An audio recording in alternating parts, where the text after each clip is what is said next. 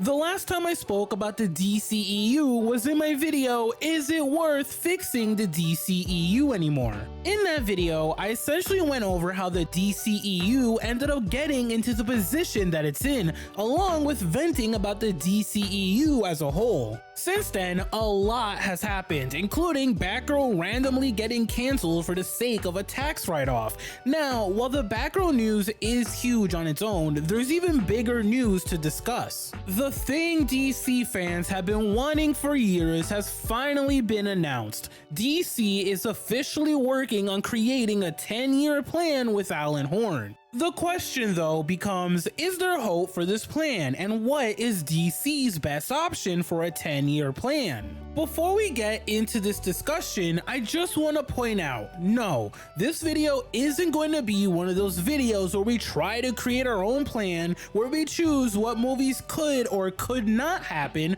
over the next 10 years. Instead, we're going to look at 5 options that I feel DC has and essentially break down whether they're worth doing or not. The core reason being is that if a major movie like Batgirl could get cancelled out of nowhere, there's absolutely no reason why anybody should waste their time trying to hypothesize what movie goes where and what each movie could potentially lead to throughout a 10-year plan.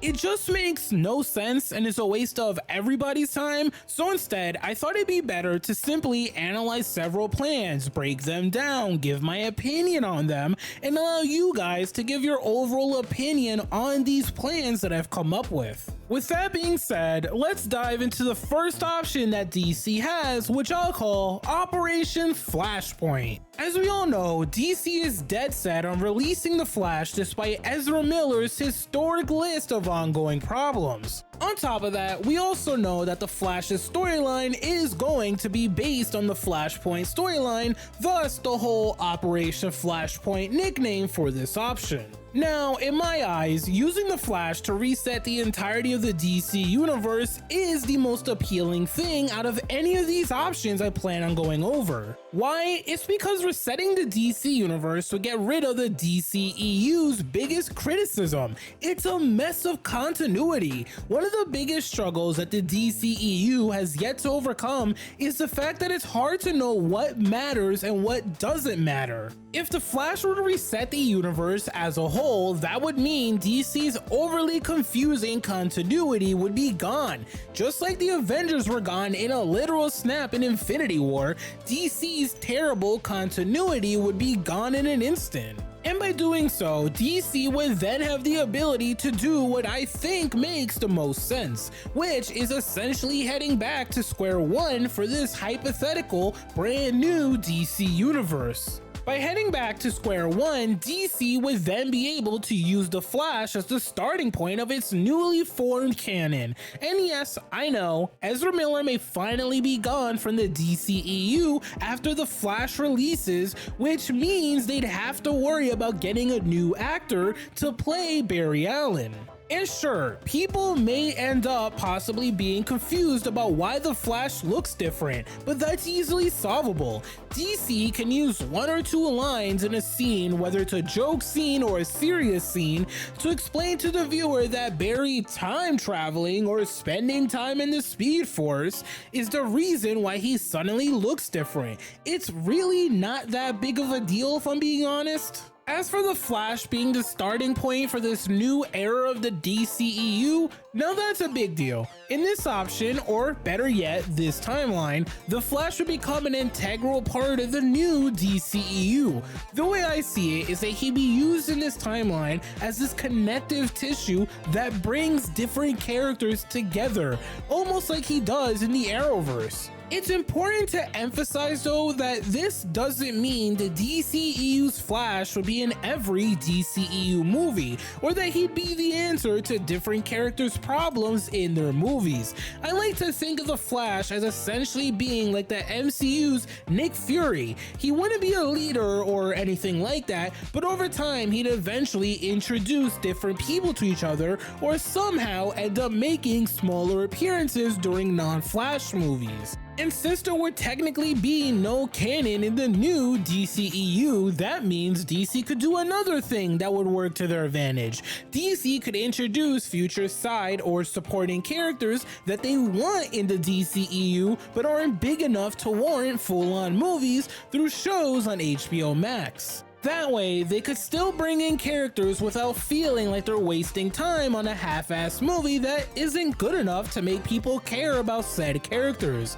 Think about it, almost nobody cared about Peacemaker in the Suicide Squad, but James Gunn essentially made Peacemaker a known character that people actually care about now through Peacemaker's show.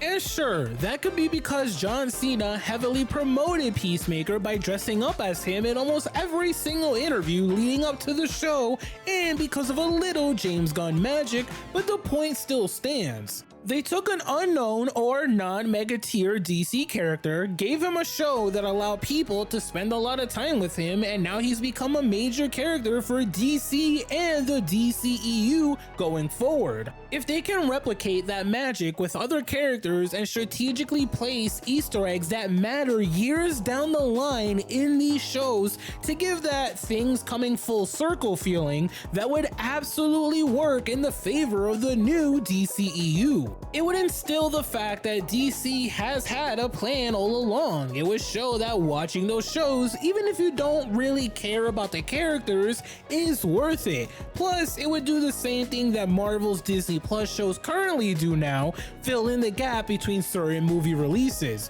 However, I do want to point out that I don't want DC to have a ton of HBO Max shows as Marvel has with Disney Plus shows. It's too much in my opinion, and with DC, they still need to build trust, so I'd like to see them carefully craft a handful of really good shows with really good arcs for their unknown characters rather than greenlight 10 different mediocre shows with uninteresting arcs that needed far more time. So what are the downsides to DC choosing this option? Well, firstly, DC's already fighting an uphill battle. Let's all be honest here. It's hard for DC to justify the Flash still pushing forward, primarily due to Ezra Miller. The idea of the Flash being worthy of a theatrical release when the odds are they can't even have the main star on the red carpet for its red carpet event is comical. It's even harder considering DC canceled Batgirl, which tested as well as Black Adam, and has an incredibly passionate main star who cares so much about their role in that movie. It's kind of hard to sell to your fans, regardless of the reasoning, that, hey, you know the movie with the non-problematic star who clearly loves the role and also features two very beloved actors in Michael Keaton and Brendan Fraser? Yeah, that one's getting canned because it's not what you expect when you look forward to a DC movie. Don't worry though, the other major DC movie with the problematic star that almost nobody likes because they're causing complete hell is still greenlit. So even before The Flash is released or has its marketing push, it's been stuck inside a recipe for disaster. Secondly, the bigger problem I have with Barry Allen being the centerpiece of the new DCEU is that DC would find themselves eventually creating what most MCU fans call the Tony Stark problem. By that, I mean the MCU has gone through a long period where every problem the MCU characters have faced in the past was ultimately and consistently tied back to Tony Stark. If Barry appears in enough movies, even if it's a smaller high-and-by appearance or a small Easter egg like seeing him run past people in the background of a scene, DC fans would eventually begin to ask, why didn't the main character of this movie just call Barry to help them? Which, as we all know, sounds very familiar to the train of thought a lot of people have had while watching some MCU movies in the past. Why didn't this main character just call the Avengers for help?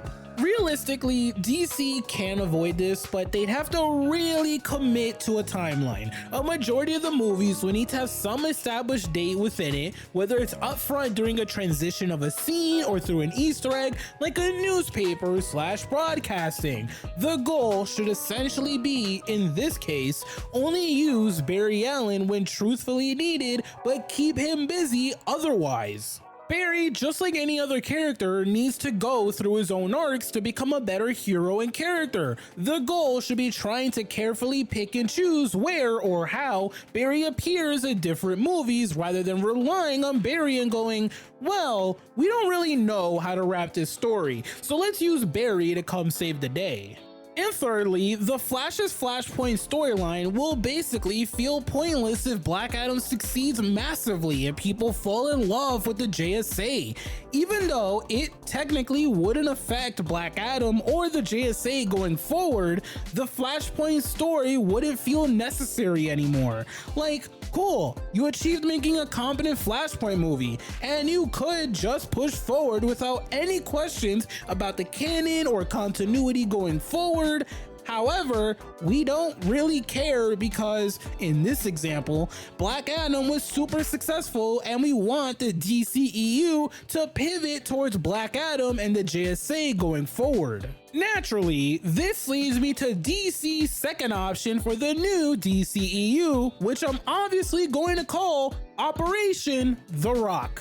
So another course of action that DC could take for a 10-year plan is centering the brand around The Rock, which is arguably the biggest positive they have in this plan. The Rock and the rest of the cast of Black Adam truly care about the DC universe. The Rock has made it known that he wants the DCEU to truly be affected by Black Adam, both the movie and the character, so he can shift the DCEU and basically make it the Black Adam universe. The good thing, besides his obvious passion as shown off by his entrance into DC's San Diego Comic-Con panel, is that The Rock is one of the most famous people on the planet. If The Rock is marketing something, it will more than likely succeed, and it's because he's an incredibly likable personality. He sells, like it or not. Whether The Rock is in a really bad or really corny movie doesn't matter. People will show up. However, this plan of centering the new DCEU around Black Adam and the JSA has far more contingencies than one would think. Unlike The Flash, the potential downsides of Black Adam are potential problems that can be fixed. It's not a matter of avoiding important yet awkward conversations or people calling for the movie to be canned due to an insanely unlikable main star who's wreaking havoc in real life. Black Adam's biggest hurdle, in my opinion, is the fact that The Rock needs to prove that he can't play The Rock. I'm not saying that Black Adam can't have an unironically funny response or make an ironically funny facial expression when someone speaks to him in the movie, but what I'm saying is The Rock needs to be more than himself. Black Adam needs to have us walking out of the theaters stunned at the fact that The Rock dug deep into his bag and proved to us that this character isn't just another version of himself. And for the most part, I've gotten that vibe from the Black Adam trailers, but again, this was just a couple of trailers we're talking about. If The Rock can successfully play this character, who he's consistently calling an anti-hero and marketing as a character everyone might not like for the right reasons, then Black Adam has automatically overcome its biggest hurdle. All of The Rock's marketing and push for Black Adam to become the centerpiece of the DCEU wouldn't be a laughable joke or meme. It'd actually be the first time where DC would get props because of them being willing to play ball with The Rock, who clearly cares a lot about this movie. And if you ask me, capitalizing on one of the biggest movie stars in the world would be one of the biggest blessings for the DCEU to ever happen. The second hurdle that Black Adam would need to overcome is the lingering cloud that is The Flash and the concerns it bring up since it comes out after Black Adam. In this case, let's assume Black Adam does really good numbers. People can't stop talking about different characters in the movie, and people clearly want more of Black Adam's cast. So, just to remind you, for all intents and purposes in this hypothetical case, Black Adam is the best thing to happen to DC movie-wise since probably Aquaman. How do you remove the concerns surrounding The Flash resetting the DC universe and ensure that people know that The Flash isn't affecting what has potentially been planned for the future of Black Adam's cast? Does DC cancel The Flash because they can now pivot to a different plan that doesn't necessarily involve resetting the universe? The core reason I'm asking these questions is that if DC can pivot to simply fleshing out Black Adam in the JSA story arc, which eventually would lead to a massive Black Adam vs. Shazam movie or a Black Adam vs. Superman movie, why bother resetting the universe? They finally have something that works and something that they can focus on strategically building out. DC wouldn't need to really fix continuity issues because they'd be heading into an entirely new direction with the DCEU that would essentially make people forget about the old issues DC has had for such a long time now. We'd be pivoting to new storylines, introducing more characters, fleshing out existing characters like Aquaman or Wonder Woman, building up to a multitude of crossover movies, and just introducing new concepts or universal concepts in general. Logically, they wouldn't need to continue with the Flash because resetting the universe at that point would create nothing but confusion. Sure, yeah, you go back to square one and begin to create an entirely new continuity, but you're also creating far more questions and confusion for people. Does Shazam still matter? Does Black Adam still matter? What happens to Aquaman, Wonder Woman, or the Suicide Squad? Are they going to use this reset to sort of place these characters in new positions to fast track certain things? Would it even make sense to still pivot to Black Adam and the JSA as the centerpiece of the DCEU after resetting the universe? You see, in this case, the Flash basically feels unnecessary because people wouldn't care about a universal reset. People would only care about wanting more of the JSA and wanting to build around Black Adam, who clearly has plans to truly shake things up in the DCEU. So what does DC do with the Flash in this position? They get rid of it. They cancel the movie, reinstate Batgirl, and figure out how to reintroduce the Flash in the future, who's played by someone entirely different. As I said, explaining the change in actor ain't that hard. It just takes a few lines of dialogue. Hell, just bring a Flash from the future and give him a good enough reason to actually stay at our current point in the DCEU timeline. The point is, it's not that hard in this hypothetical situation to figure out how to still have a Flash without the movie and without Ezra Miller. Now, this isn't really a hurdle, but it's more of a concern for Black Adam as a whole in this operation. I really hope the JSA characters don't take a backseat to The Rock in Black Adam. I know The Rock is obviously the star of Black Adam. I also know that when you have a person like The Rock starring in your movie, side characters are going to inevitably take a backseat as they craft a script they're happy with. It's just that when you're introducing a cast of characters who are incredibly interesting, like Hawkman, Atom Smasher, Cyclone, or Dr. Fate, you can't help but want those characters to be done correctly. If they're done correctly and everyone walks out of seeing this movie basically loving these cast of characters and thinking to themselves, man, I really can't wait to see more of the JSA and whatever they're in, then DC actually has a solid foundation. This would go beyond The Rock doing more than the bare minimum. It would solidify the ability for DC to go with Operation The Rock. They'd finally be able to sit back and strategically plan this pivot in the new DCEU, which would center around fleshing out the JSA, introducing major and unknown characters, and basically having the ability to have a good core. We'd basically be able to finally have the ability to create this massive universe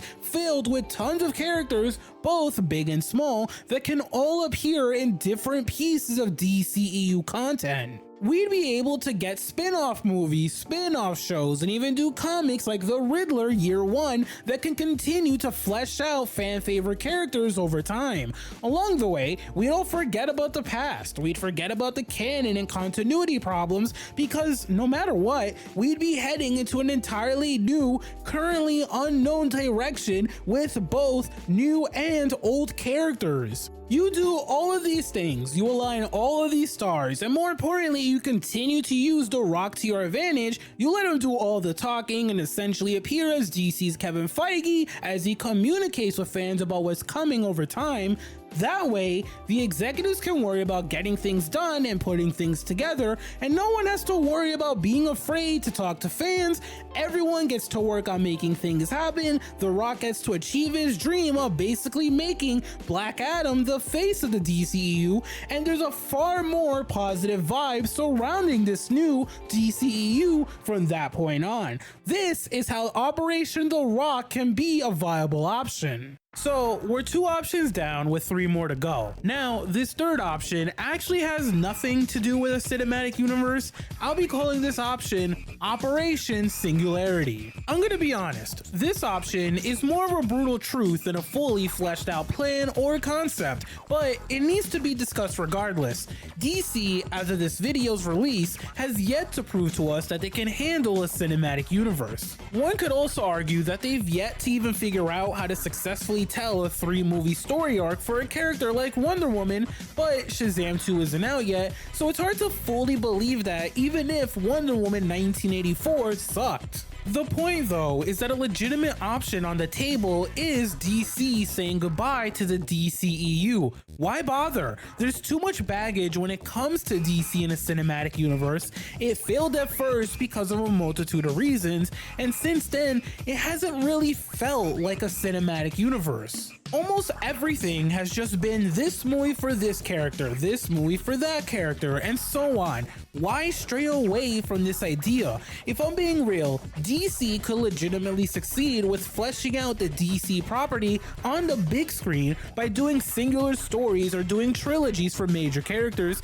that only focus on specific characters. Of course, they can introduce side characters or characters important to this major character's mythos, but the point is that we never have to worry about some overarching story. We just have to worry about Wonder Woman and what's next for her. We just have to worry about Shazam and what's next for the Shazam family, and so on and so forth. There wouldn't be this overarching pressure to live up to what I feel is an almost unreachable position for DC. I don't know if DC has it in them to build up a cinematic universe with their own version of Justice League Endgame. I really don't see that in DC's future, despite me wanting it to happen. However, I don't think that's a bad thing in this case. The whole idea of just fleshing out characters, doing these fun trilogy arcs every now and then, or a crossover movie that stars multiple characters but has a satisfying ending where they can continue to revisit those characters via an HBO Max show or future movies if they wanted to,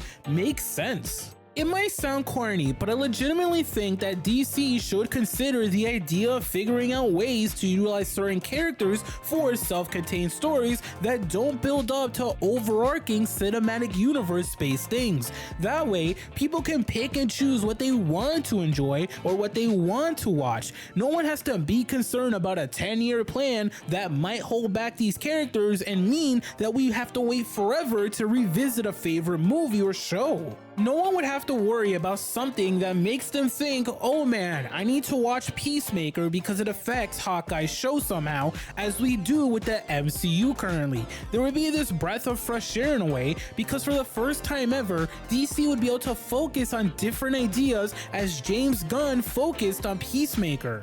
I'll be honest, I think DC might not realize it, but saying we want a Kevin Feige with a 10-year plan is incredibly easier said than done. There is so much planning, so much fleshing out, so much patience and discipline that comes with doing something like phase 1 through phase 3 of the MCU. And even though WBD has come out and said we're only releasing things if we believe in them, I don't believe they have the patience to build things out or to properly create momentum for a hype movie like a new Justice League movie that's similar to Marvel's Avengers movies. DC would need to handle things with much more care and truly figure out a way to not be hyper-reactionary if something doesn't do as well as they think. With a 10-year plan, you can't just instantly pivot over to something else that breaks the plan up. They have to commit to a plan. They have to be okay with taking a few losses along the way and go through the growing pains to figure out what success needs to look like for the DCEU to work and reach its maximum potential. Honestly, I really don't see the problem with DC going with a strategic route of self-contained stories. The expectations would drop drastically, they'd be able to double down on things a bit quicker, and basically be able to figure out what works and what doesn't without it playing this pivotal role that will be criticized tremendously because that mistake wouldn't carry that much weight. Along with that, they'd be able to do canonical standalone stories through animated stuff as well. They can take an idea and do something like, I don't know, Batman and Superman Battle of the Super Sons and make it a part of the DCEU as well. The cinematic universe can be this entire universe with different stories in it told in different ways and essentially be this interactive universe that people can jump in and out of without feeling lost. To me, that's an interesting idea that can be fun and can be used properly by DC, considering DC does well with their animated properties. Would DC ever do this? No, probably not. They're absolutely attracted to the idea of wanting their own Marvel-like cinematic universe, but it freed them from the past and make them figure out ways to truly get creative with their new DCEU. The new DCEU can quite literally mean that everything in their eyes is a part of their universe, just like they market the DC fandom for everything related to DC Comics. Plus, if I'm being real, I'd really love for DC to bring more animated content to the big screens because I do think people would fall in love with big budget animated DC movies if they've released them in theaters, but I digress. Originally, I wasn't going to throw this next plan or operation into this video script. Why? It's because I know the specific plan is likely not going to happen. I also know this plan is going to appeal to one specific audience, while it's going to be immediately met with laughter or straight up shut down by another audience, but it's worth discussing regardless. Remember, this entire video is about me throwing out options for what DC can do with a 10-year plan and basically going over each and every one of them. This means all options are very much on the table, so here we go. This fourth operation already exists, has been discussed thoroughly, and is still being discussed today, so really, it's not an original operation that I've come up with in my head. However, let's discuss Operation Restore the Snyderverse. So two things need to be mentioned before we even discuss restoring the Snyderverse. The first one is a disclaimer. Look, I've made it known in the past, but I do like Zack Snyder's Justice League. I thought it was an entertaining 4-hour experience that I've technically watched 3 times now, and every single time I find something new to appreciate. Secondly, Jim Lee has already said publicly during San Diego Comic-Con that DC will not be pushing forward with anything related to the Snyderverse whatsoever, which, of course, means this operation is basically not on the table realistically. As much as people might not like it, I don't think DC will ever escape the Restore the Snyderverse talk. Zack Snyder, like it or not, has had a massive effect on the DC franchise and DC fanbase. There are hardcore Zack Snyder fans who pretty much live and die by his movies, such as Man of Steel. Regardless of the hires or changes that DC publicly announces, there are almost always people on Twitter who speculate about how this means Zack Snyder is coming back to take over the mantle of the DCEU. If I had to make a bet, that would likely never happen, and it likely won't happen anytime shortly. And if you're one of those people who believe differently, don't get me wrong, we will agree to disagree. You're free to believe whatever you want to believe. So what does DC get out of restoring the Snyderverse? Well, a few things actually, and if anything, I'll be real here, this option is actually the least headache-inducing one out of all 5 options. Firstly, Henry Cavill, in this case, would come back and continue to grow his iteration of Superman. For such a long time now, we've heard different rumors from different people on Twitter about why he's not coming back or why he hasn't come back yet. But if DC were to bring back Zack Snyder and co, I'd like to assume Henry would sign back on. He'd be back in, and DC would be able to continue fleshing out his take on Superman, whom a lot of people deem as their Superman or this generation's Superman. That alone would gain massive bonus points for DC because Henry Cavill was basically trending for 24 hours on Twitter before San Diego Comic-Con. It's clear that the people do want him back or want DC to finally move on. It's either or, but if the former happens rather than the latter, it's easy to say that people would be ridiculously excited and it'd be one of the biggest pieces of positive DC news in a very long time. Secondly, The Flash would still matter canonically and would actually be pivotal to the Snyderverse's version of Barry Allen. Whether Ezra Miller is replaced or not after The Flash comes out, the Flashpoint storyline happening to Barry after what he went through in Zack Snyder's Justice League would actually make sense in this timeline. It wouldn't feel like a lingering problem or cloud that a lot of people would be concerned about or a lot of people would be easily petitioning to get cancelled. The Flashpoint storyline would be critical to this Barry's character growth, and it would still very much matter for the DCEU as a whole. I'd like to think that this would be a very rare but complicated conversation leading up to this movie's release.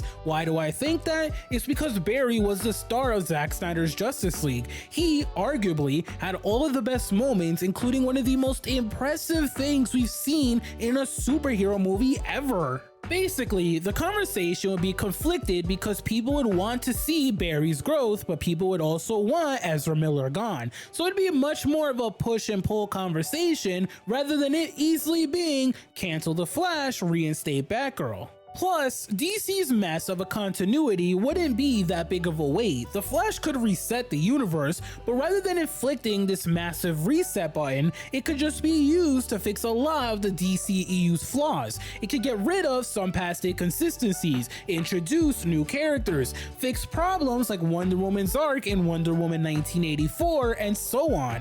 This wouldn't be a reset, it would be more so, we recognize we have flaws from our past, let's clean it up and tighten up what already works. Finally, this brings me to the final major benefit of restoring the Snyderverse. If Zack Snyder were to be able to come back, bring everyone back, and continue his original vision, they have the perfect point to continue from. Zack Snyder's Justice League had not only an interesting ending, but it had an epilogue that can easily be continued. The ending of that movie could easily be the jumping point of the DCEU timeline, and things can build from that point on. It's not even like it wouldn't make sense. In fact, it'd make the most sense since the storyline in Zack Snyder's Justice League has been established. There's enough there to build upon, especially with Zack Snyder showing up his iteration of Green Lantern, which is the most Green Lantern content we've gotten in a very long time.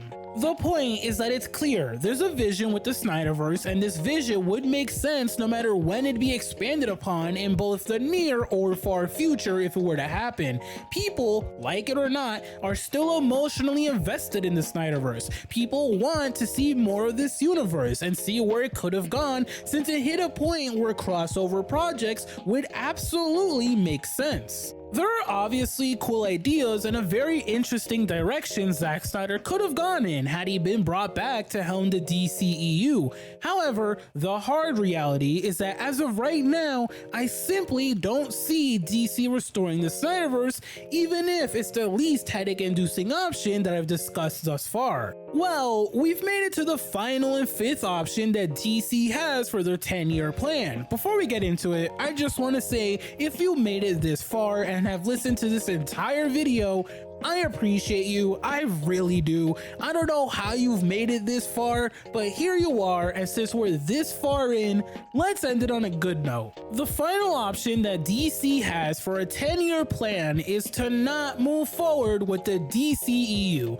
Instead, they should make a 10-year plan with Matt Reeves and the Batman's universe. It's simple, really. The core reason why DC should do this is that there's simply too much drama surrounding the DCEU. The DCEU may never get rid of the ghost of Zack Snyder in the Snyderverse. The hardcore fans, regardless of how successful each movie or show is, will downtalk the DCEU and continue to spam hashtags. No matter what, DC is going to continue with having to deal with this Snyderverse talk and the spam because of the hardcore dedication from Zack Snyder's fans. And at the end of the day, is it really worth it? The DCEU isn't some golden child, it's not some prized possession. The DCEU can easily be canned because no one really cares about it. Don't get me wrong, we care about DC as a franchise and care about DC's characters, but they've yet to ever prove to us that they can properly use these characters with a legitimate plan in place. I want to be hopeful for whatever they do, but at the end of the day, I, like many other people, care far more about the Batman's universe. The Batman is arguably the best thing to ever come from DC, and we all know why. It's because of Matt Reeves. If anyone deserves the budget and creative empowerment to establish a 10-year plan, it's Matt Reeves. DC's best option for success, honestly, is to just capitalize on the Batman's success and the universe. Batman is their all reliable. The Batman is their bread and butter. I know it sucks because we want DC to properly utilize other characters outside of this Batman universe, but they're better off doing that with HBO Max shows. If it was my choice, I'd establish the Batman as our one and only cinematic universe. People love the Batman. It's the gift that keeps on giving, and DC fans believe in Matt Reeves. He discusses his vision with us. He talks about how people involved with the Batman came up with certain ideas. The actors clearly care about that universe, and that is what we've wanted for such a long time now. They'd be ridiculous to not prioritize and go all in on the Batman's universe. Well, that's what's happening on the big screen. They can easily continue to create HBO Max shows starring a bunch of different DC characters that exist within the Batman's universe. They can easily greenlight shows for both unknown and known characters in Batman's mythos with the right producers and directors to capitalize on the entirety of Matt Reeves' genius vision without any baggage. Everybody wins in this scenario. We get a cinematic universe that we already care about and is being helmed by someone we trust, and we'd also get to see more self-contained stories that expand this cinematic universe as well. It is a literal win-win scenario. If DC wants to flesh out the Batman even further, the HBO Max shows and comics like Riddler Year One still make sense alongside everything else. The audience they have are people who can literally keep up with the MCU that has multiple shows coming out yearly, and every single one of those shows introduces new things into the overall MCU. If they can keep up with that, they can balance understanding what's canon to the Batman and whatnot. And if you ask me, I'm team no DCEU. We don't need it. At its core, it's flawed. There's too much stuff in the past that is still affecting the DCEU to this day, and DC has yet to find a way to sell me on the DCEU having a bright future. I'd rather we just scrap the whole thing and primarily focus on the Batman's universe. It's already successful, and honestly, it just makes the most sense out of all of these options. Also, yes, I'd still love to see DC release gritty, realistic films like Joker throughout this plan. It makes sense, they can all remain standalone, and if DC ever wanted to bring them into the Batman's canon, I'm sure there's an easy way to make them canon. People are used to those films already, they are established and received well. DC can easily have the Batman's movies and standalone gritty, realistic films coexisting. They can absolutely serve as movies to exist in between major sequels or spin-offs for the Batman. I just thought I'd throw that out there because I know people may be curious about my opinion on that. I'm on the team where we make the Batman the only cinematic universe while making more of these films like Joker as well. That's about it for this video. We've officially gone through 5 options that DC has for their new 10-year plan. I really hope this video achieved my main goal, which, as I said, was to pretty much dive into the positive and negatives of DC's best options going forward. And truthfully, I'm interested to see which plan ends up being the most popular plan in the comments below, along with seeing how creative you guys may get by coming up with your own ideas or plans for the next 10 years of the DCEU as well. However, that is all for this overly long video, which means I'll leave you with one final question. What do you think is DC's best option for their new 10-year plan?